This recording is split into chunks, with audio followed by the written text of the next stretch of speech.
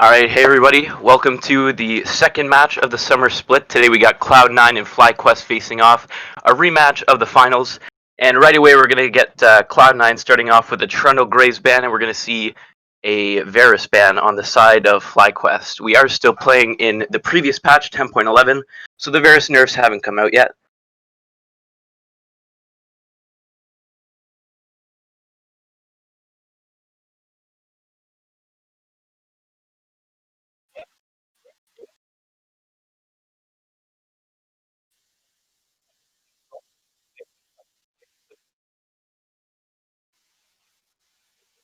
Yeah, for sure, and I actually do agree with the jungle bans coming out. I do think that FlyQuest is a really strong mid jungle, and I also think the Kalista ban goes well against the Wild Turtle because Wild Turtle is kind of known as a really aggressive player.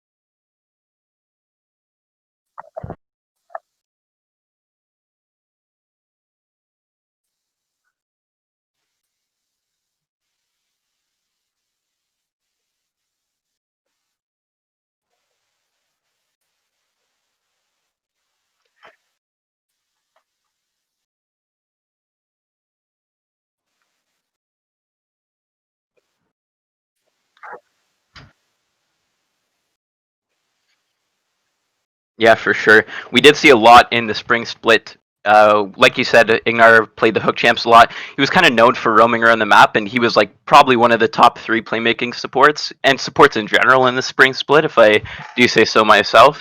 And already here on the side of Cloud9, we see the aggressive jungler coming out of Blabber. Not a huge surprise there.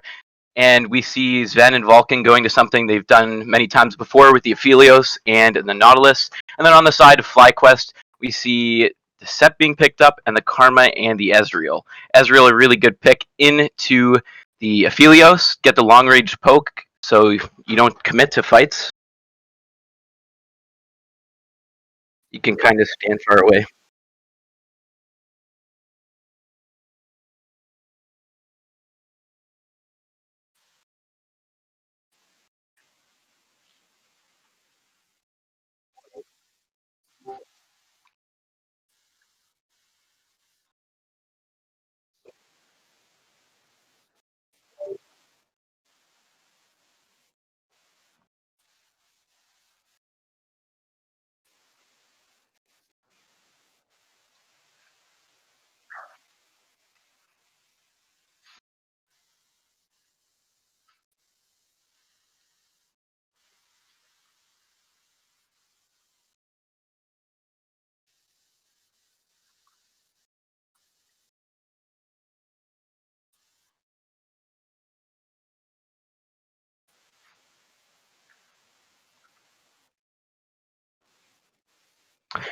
Well, the two ball lanes for sure. You got to give the kill pressure towards Cloud9. They definitely have significantly more than FlyQuest. I'm assuming it is going to be the Karma Ezreal bot lane. Usually, Power of Evil does go towards Mage's mid lane, but I don't think they're going to end up flexing it towards mid. And yeah, no, with the Aphelios and the Nautilus, you always have more kill pressure with the Hook champion. I do expect FlyQuest bot lane to be more passive. That's why they picked the long range, like poke style bot lane. And I am actually a fan of the LeBlanc pickup here. I think it combines well with the rest of their team. You do have the Olaf here who wants to dive into the back line, and you have the Aphelios who can follow up really far away with his ultimate. Is a massive range.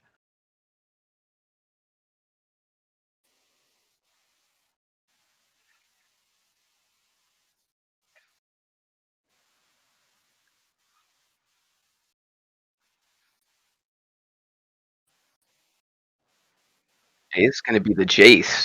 I do like that. I saw that in the Academy games yesterday. I think it was Zion Spartan playing Jace, and it looked really good actually. I don't remember who he played it into. It might have been an Ornn that he was playing it into, but regardless, it went really well. So I'm excited to see how Licorice does on it here. Yeah. Yeah, yeah, yeah.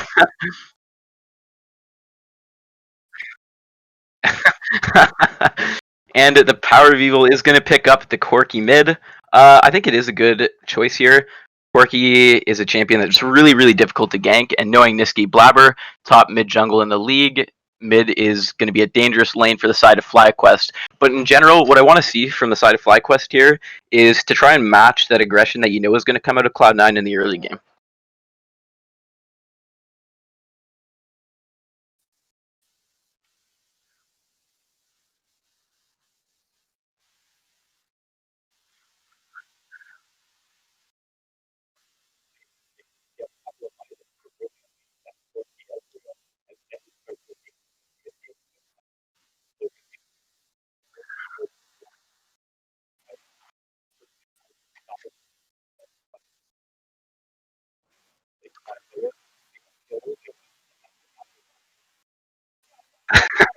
See, I actually do agree with that, but then also, if you look at the top side of the map, there is strong dueling potential with the Set and Lee Sin. So, although the Corki does is more of a scaling champion, and it might be hard for him to match the LeBlanc, I think if FlyQuest lets them just if lets Cloud9 run over them, there's not going to be much of a late game anyway.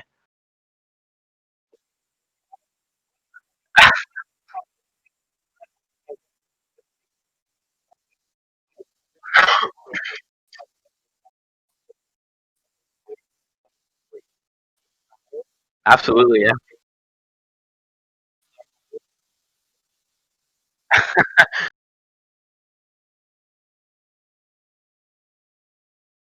yeah, and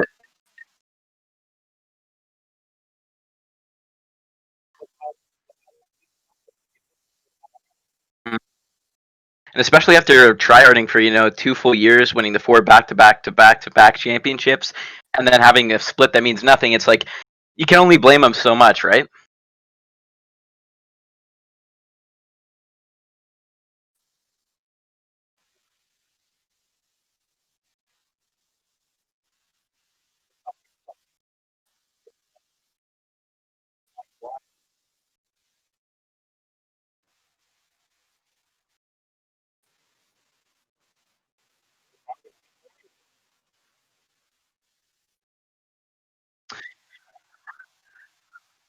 Yeah.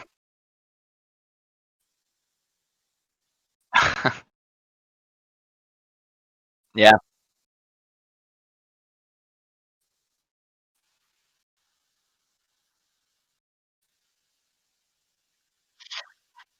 Oh yeah, since 2014, back in the day, I didn't have my own PC. It was just my brother. I would always walk by his room. He'd be playing League of Legends, and then he's finally got into watching LCS, and he just kept watching Cloud9. And I was always a big fan of the personalities on their team.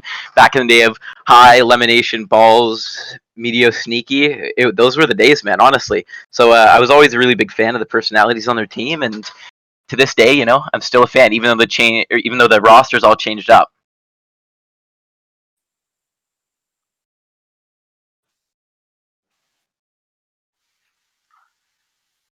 Yes, yeah.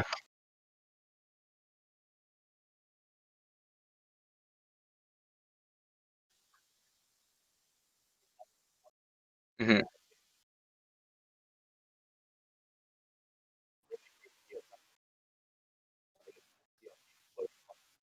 Yeah, for sure.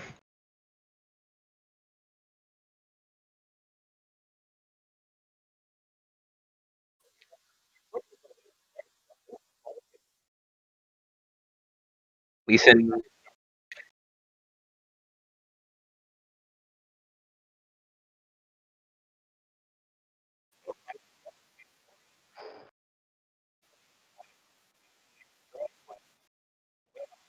Hook misses from Vulcan though.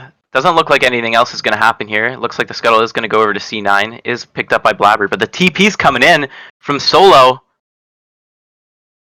and follow up by Licorice. Solo's going to get really low, but the first blood goes to the Set. Licorice follows up with his TP, misses the shock blast. Solo's going to get really low, and he's going to get not picked up yet. Gets the shield, still doesn't go down. Licorice picks up the kill. But Corki TP's in, and he's going to get Nautilus really low. Ezreal picks up the kill onto the Nautilus, but Power of Evil's still chasing Niski. Is he going to find him? And on the other side, Santorin chasing Sven, but a nice flash to dodge out from the Q. That was so close. Wow.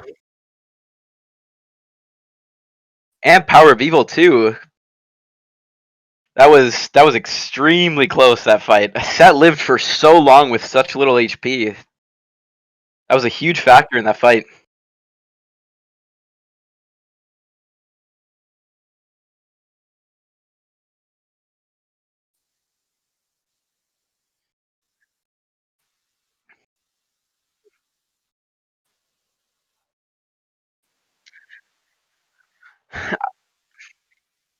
Yeah, I don't know. I think there was a change that needed to be made. I think the other one was getting a little bit old. I don't know if I'm a huge fan of it, but I like that they're trying to make change.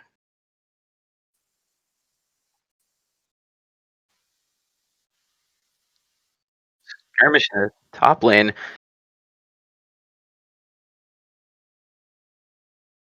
doesn't seem like it was a terrible trade on the side of Licorice for sure though. Yeah, an early game. Solo's gonna go in. Doesn't find anything. Licorice gonna trade nicely. And some trades going on in the mid lane too. LeBlanc gonna land the chain. That's a 2-level discrepancy between the mid laners. That's a level 6 Power of Evil to the level 4 in Niski.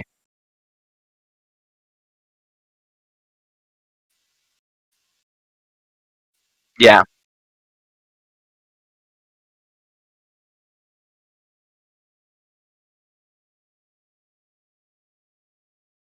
yeah, for sure.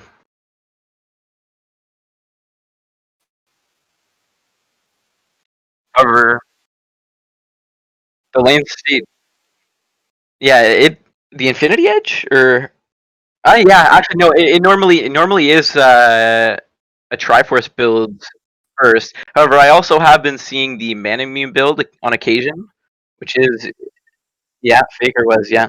I also saw it in the LEC. I don't remember who was playing it, but I did see a Manamune build coming in on the Corki in the LEC as well.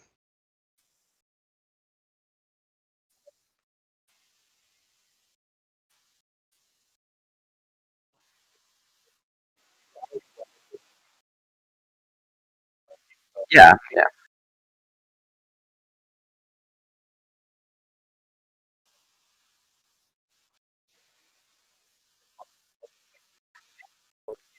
Mhm.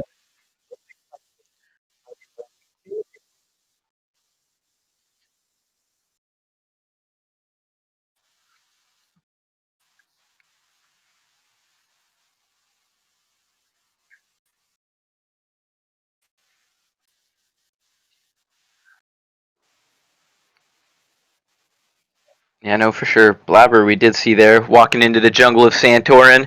Did pick up, I believe it was a small little raptor, but nice nonetheless. Take it away from the Lee Sin.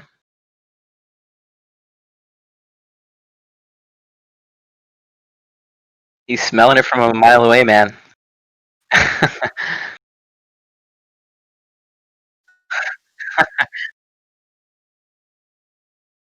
Oh, but Santorin is gonna look for the gank on top lane. There's the showstopper from the set, and the Haymaker does pick up the kill. Nice gank from Santorin, but Solo kind of does it himself there.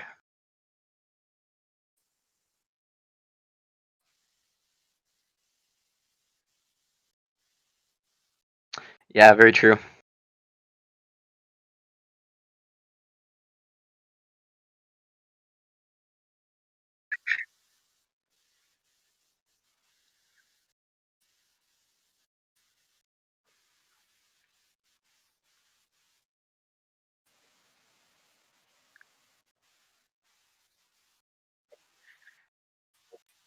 Yeah, for sure.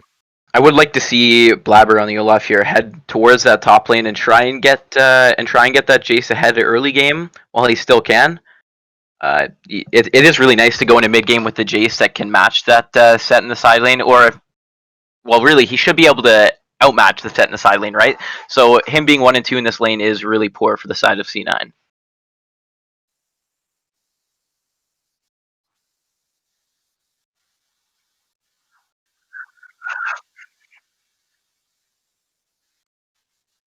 Yeah.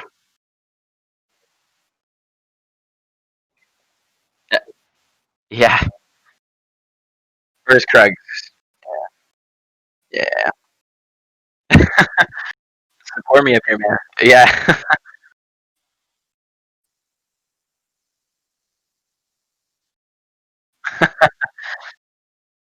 Santorin's the real hero.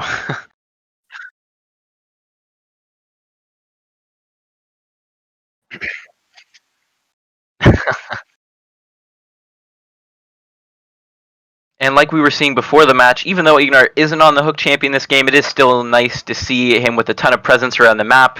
Him roaming with Santorin on the Lee Sin this early into the game. It is good to see. They are going to get control of that bot side scuttle for the Dragon that is going to be up in 30 seconds. We do see Olaf resetting now, though, so he is going to head down there.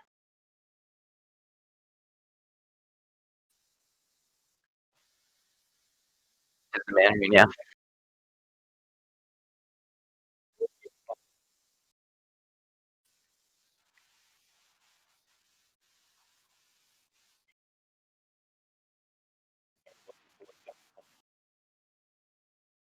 And I actually, now that I think about it, I do think that the Infinity Edge is a good purchase here for Power of Evil, because I think FlyQuest game plan here, based on what I've seen so far, is to match C9 in the early game. But hold on, there's a fight going on in the river. Blabber's going to get really low, and so is Santorin. Blabber's going to pick up the kill on Santorin, but we do see the TP coming in from solo. Niski's going to pick up the kill on Ignar, but now gets ulted by the set.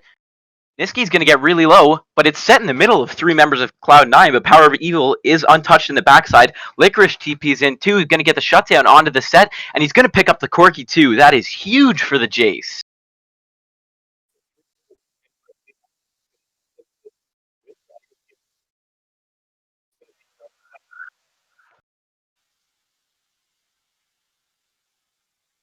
Oh yeah, on the that's pretty neat actually. Yeah,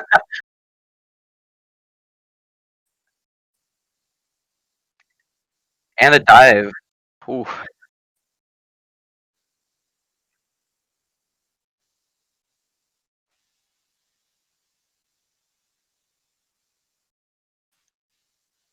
Yeah, but the TP coming in from Power of Evil gonna get Blabber really low. Nice job from him to sidestep the Lee Sin Q, but he's gonna go down anyway. Power of Evil gets that kill. They're gonna be cutting this out pretty well, but it doesn't matter. Gonna go down anyway. That's a 2 for 0 for the side of FlyQuest. Power of Evil picking up both kills. Niski's gonna go in now, gonna try and trade back a kill on a Power of Evil, but doesn't quite get it. Doesn't have the flash to keep chasing this. But a nice WQ to pick up the kill on the Power of Evil. But Wild Turtle did take the TP, so he's going to TP him behind him. It does look like he might get taken down here, but no, dashes away, is going to get out to safety, picking up that trade kill on Power of Evil.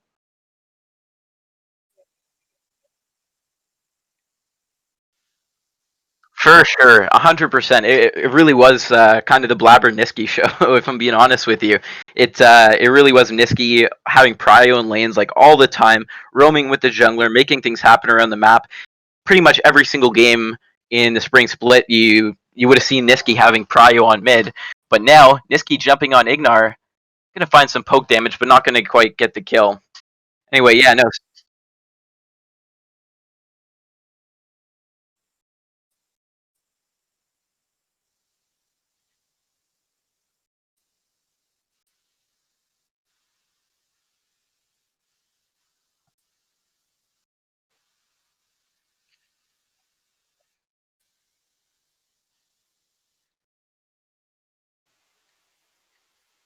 It was a nice dive onto the Ezreal. I do like it. They knew they just killed the Karma and the Lee Sin, so they knew that they could go for that dive. And Vulcan, tanking all the shots, knowing he has the stopwatch, and that was a really nicely executed dive from the bot lane.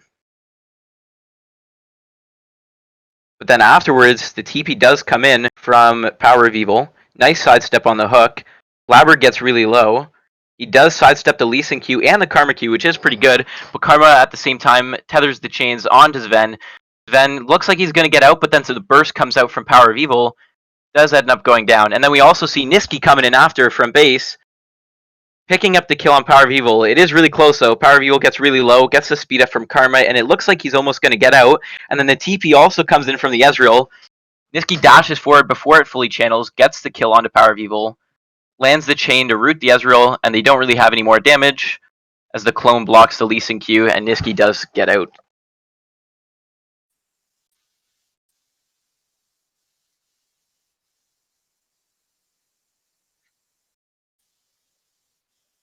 Yeah, for sure.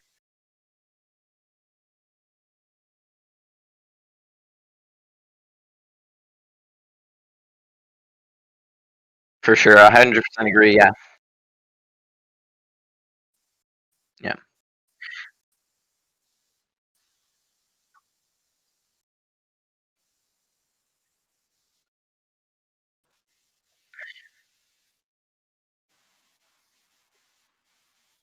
And did they did make it so once you use the teleport, you also get movement speed even if you don't have Nimbus Cloak too, right? Yeah. So it just amplifies the movement speed that you're already getting. It's a ton of movement speed. It's a really good item, yeah, or rune should say. Trading going on in the top lane here. Solo does miss the W. Licorice going to get a really good trade here. Does miss the shock blast, but Solo's going to get really low, and they're going to look for the dive here. Solo does know Niski's up there, though. Is going to run away. Niski's still going to dash over the wall, get him really low, uses the Haymaker, doesn't hit anyone with it. Ignites down, but isn't going to go down. Massive damage, though.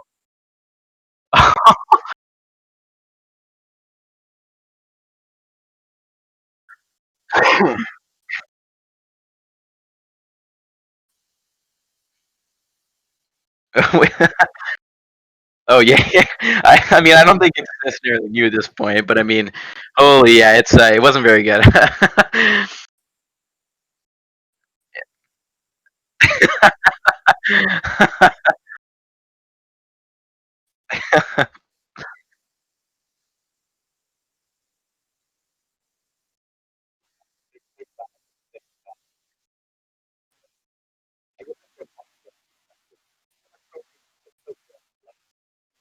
Yeah. Movie like Baywatch, they're gonna make free money, man. Yeah.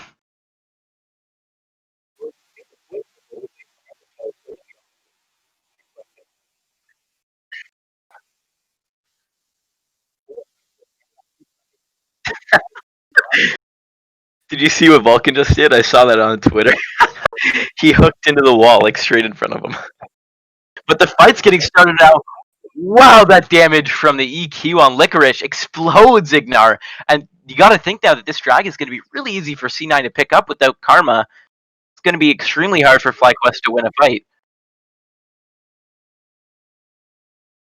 Oh, but the set out comes out onto Vulcan. He's going to get really low, does get the Haymaker out, but Niski's going to dodge it. A nice package from Corky comes in, kind of shreds the side of C9. Blabber does pick up the dragon, though. Santorin and Power of Evil on the other side of the pit, but Power of Evil jumps in, picks up the kill on Blabber.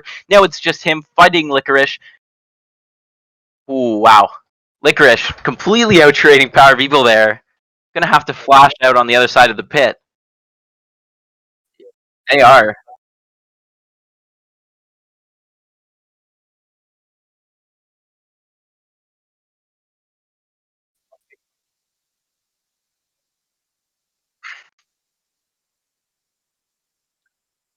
Wow.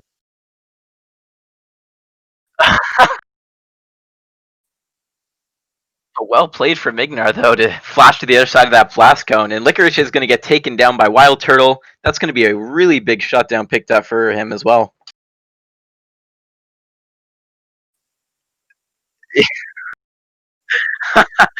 I don't.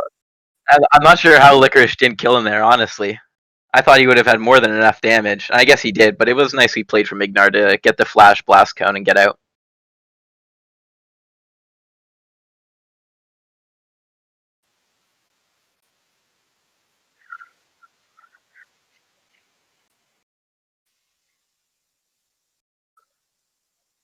C9, yeah.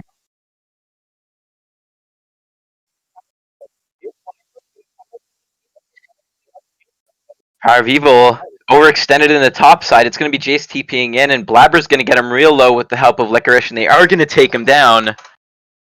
I believe that is the shutdown going down as well.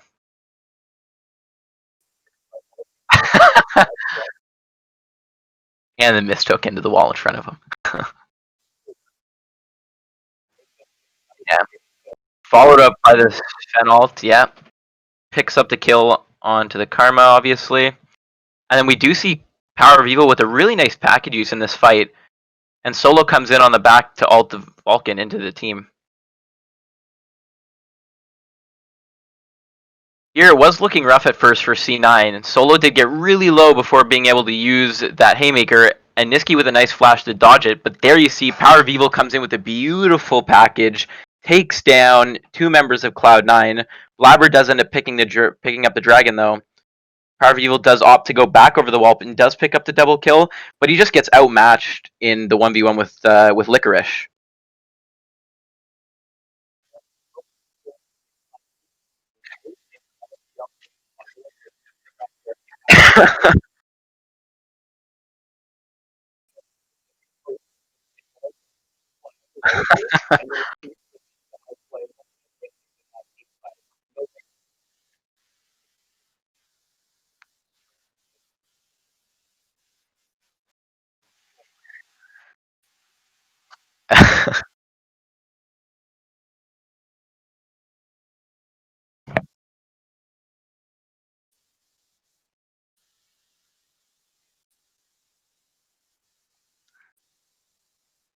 Another thing we see Power of Evil picking up from the Koreans, the Manimune build. We thought it was going into the IE, but then we forgot that Pickaxe actually does build into Manimune, and he did opt for that as the first item, and does have the Triforce now. Yeah, everyone goes tier first. Yeah,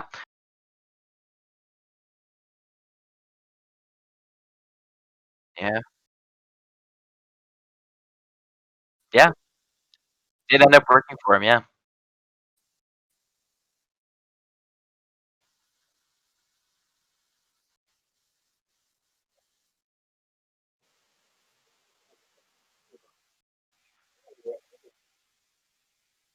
Death Dance does have the Aegis. Yeah,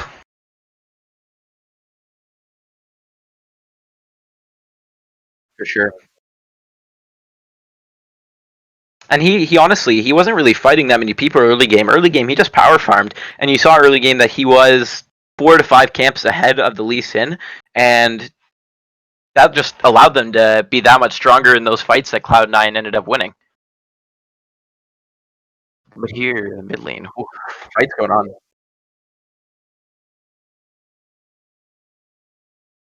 Shock blast.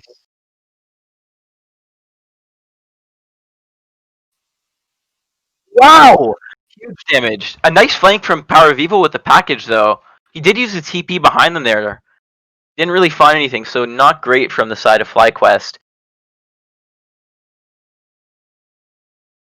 And that, oof, wow. That Jace. This has definitely turned out to be a good pick. Holy. Jace is doing work in these fights. No, not at all.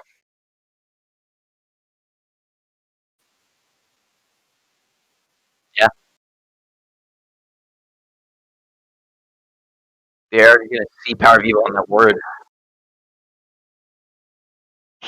Wild or not Wild Turtle, sorry. FlyQuest is gonna have to contest this, but it's going down really quick. I don't know that they're gonna be able to get it. Yeah, it is gonna go over to the side of Cloud9. Nice attempt, I guess, from FlyQuest. They had to try and throw some skill shots over the pit. It was difficult though, because they didn't have Elise in there. Yeah.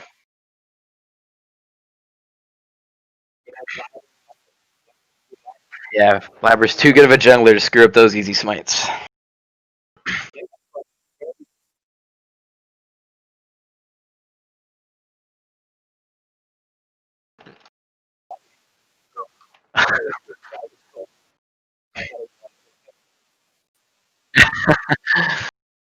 It is going to be extremely hard for FlyQuest to do much in this game from this point on with the Infernal Soul, with the Baron buff on the side of Cloud9. We are going to see them probably start to group in one lane, and you're going to see Licorice in the side lane. Using that pressure he has, he should be able to, realistically, he should be able to destroy Solo in the side lane at this point with how much damage he's inputting with his Shock Blasts. Even though his set does have some armor, it shouldn't really matter too much. Yeah,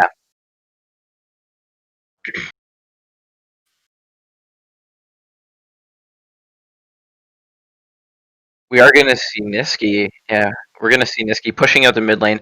I think what they're trying to do here is they're trying to get the mid lane and the bot lane waves to collapse at the same time. So FlyQuest is gonna have to be forced to sit mid and bot lane, and then obviously the set's already top.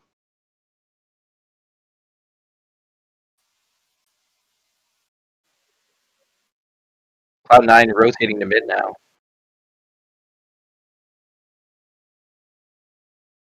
I guess they decide that they want to be closer to Licorice here.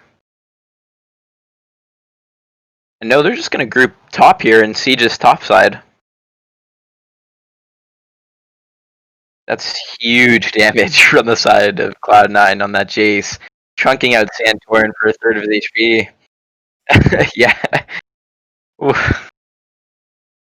And we do see the Death Dance being picked up by Corki.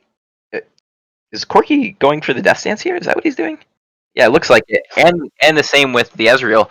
Death Dance is such a strong item right now, man. It really is an optimal item for anyone and everyone.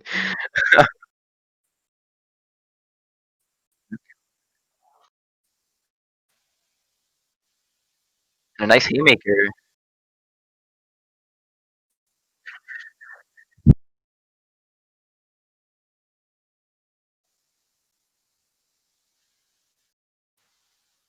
C9 to get the top inhibitor. It's either going to be them resetting now. It does. I think yeah, it is going to be them resetting, buying some wards, whatever items they need to, and then they're probably going to have to group mid or bot here. They might do what they did earlier, where they send the Licorice to the side lane and they push S4 in the other lane. Um, they could always send 4 to the mid lane and Licorice to the bot lane here.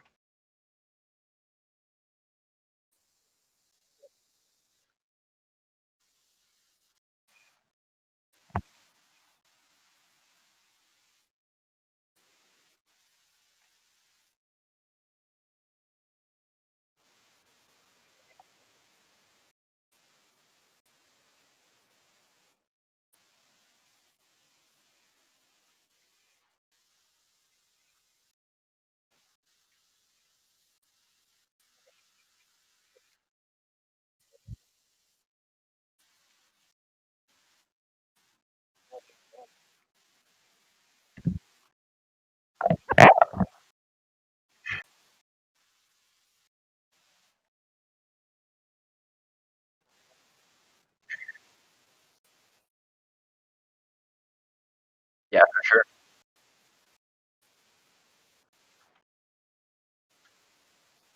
No, no, absolutely not. They're gonna have to contest this on the side of FlyQuest if they give this up. I mean, the game does look pretty over for them already, right? But it's the nail in the coffin if Cloud9 picks up the Elder Drag. And we do see now Cloud9 getting complete control of the jungle, but they do miss out on the one ward on the blue buff. Oh yeah, in the back of the pit. Yeah,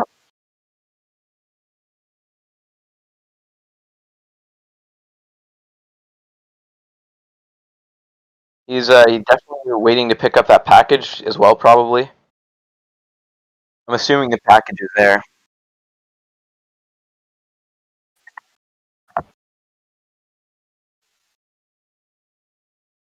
Yeah, I do believe Corky picked up the package now, though. So FlyQuest might be looking for something here.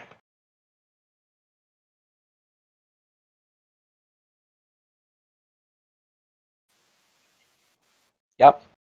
Cloud9 goes for this bot lane tower. That's probably the right time, or when they go for the Elder, which does seem to be what they're going for here. The ward in the pit, I do believe, expired now, so the only option for Power of Evil is going to be that ward in the blue buff pit. And there it is. It is coming down. Elder Dragon gets melted. Cloud9 picks up the Elder Dragon, and they're going to fight. Solo's going to get chunked, immediately get exploded. You got to think the same is going to happen to Power of Evil here, but no, he does package out. That right there, surely. Nail in the coffin. Yeah.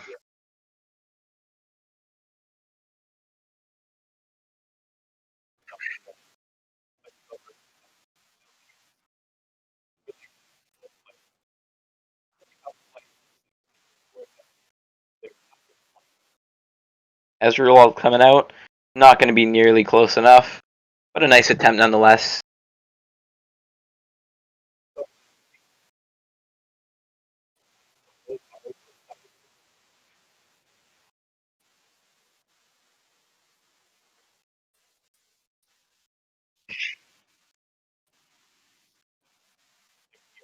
This is definitely the year for Cloud9.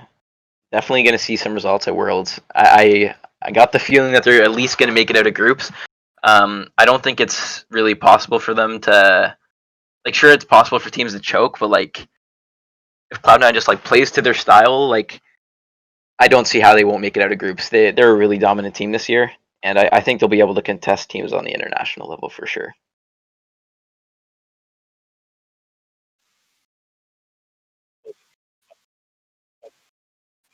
Yeah, I mean, if you're talking about history, though, Cloud9's really the only team to get out of groups at Worlds, right? They have had plenty of good results. Oh my god, a massive flank coming out from Solo here. What the hell?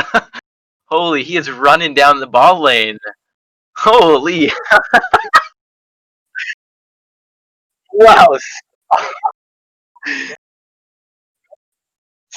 Oh my god, they are getting.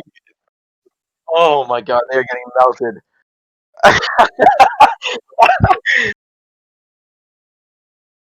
FlyQuest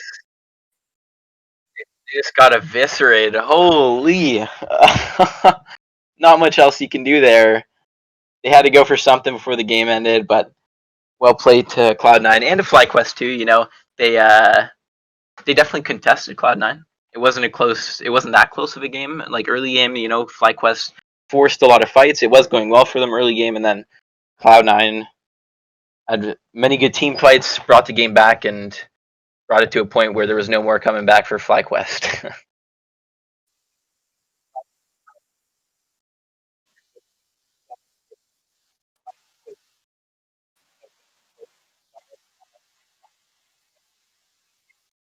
hmm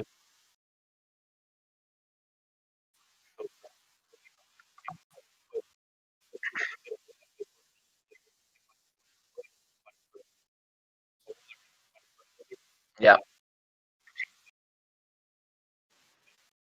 The one thing, yeah, for sure. But the one thing I do think that Cloud9 could have improved on there is their laning. I think Licorice specifically. I don't think the laning phase went too well for him on the Jace. Mind you, Cloud9 definitely is a stronger team than FlyQuest and probably the strongest in the LCS. No real question about it. So I don't think it's a bad idea for them to be practicing Jace, especially this early on to the split, and especially if they're winning games. However, his laning phase did look a little shaky, should say.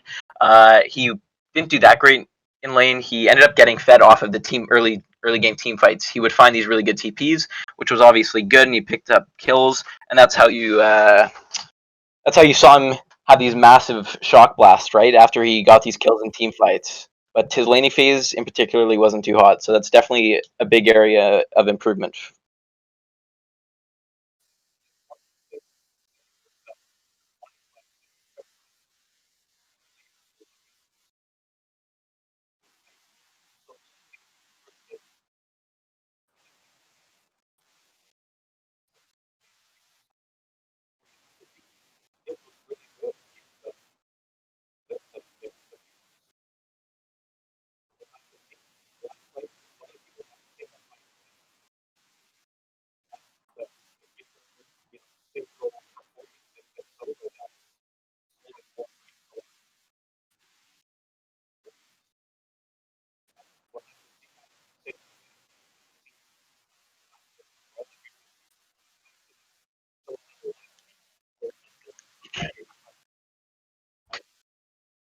Yeah, for sure.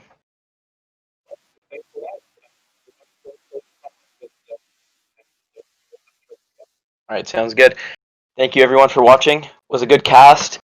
Cloud9 coming up victorious on FlyQuest in a relatively close game. And thanks for watching. Have a good one, guys.